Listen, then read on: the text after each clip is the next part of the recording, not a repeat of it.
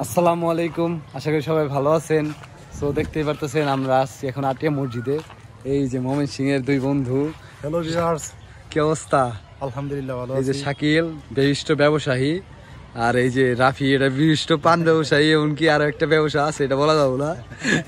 So আমরা ঘুরতেছি। So কেমন লাগতেছে মসজিদ আসলে ঢুকি?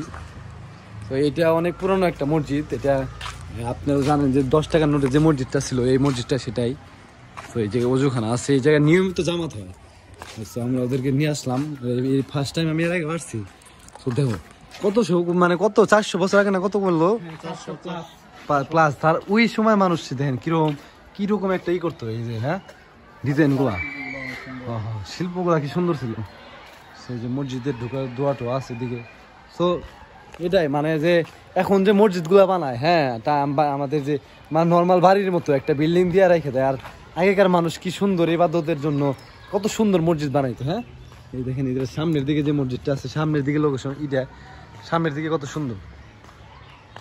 আচ্ছা এই মসজিদের ভিতরে আমি নামাজও পড়ছিলাম। যখন আমরা এসএসসি পরীক্ষা দিলাম তখন আমি আসছিলাম। আমার এদিকে মানে একটা জিনিস আছে না, সারা বাংলাদেশ ঘুরে বেড়াই, বাড়ির পাশে এত সুন্দর জায়গা আছে বা একটা নিজস্ব জায়গা আছে, এই জিনিসগুলো ঘুরি না। তো এটাই যে দেখেন, আপনার যারা টাঙ্গাইলে আসতে চান বা টাঙ্গাইলের বাইরে থেকেও আসতে চান তারাও আপনারা আসতে পারেন। জাস্ট আপনার নর্মাল টাঙ্গাইল শহরে নামবেন, নামার পরে ওই ভেবিস্টান নামে একটা জায়গা আছে, ওই ভেবিস্টান থেকে বললেই হবে যে আপনি আটিয়া মসজিদে যাবো। সেই আটিয়া মসজিদে আসলেই আপনি এত সুন্দর একটা মসজিদ দেখতে পারবেন।